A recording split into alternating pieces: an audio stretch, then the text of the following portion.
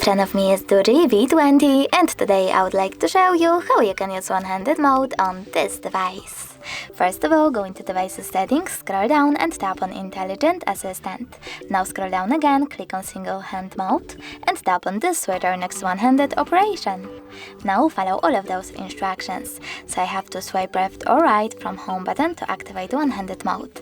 When I do that, as you can see, one-handed mode is now on.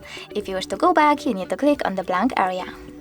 If you wish to turn off one-handed mode completely, you can do that by clicking on the switcher again.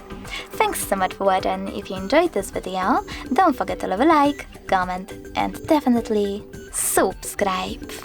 Bye!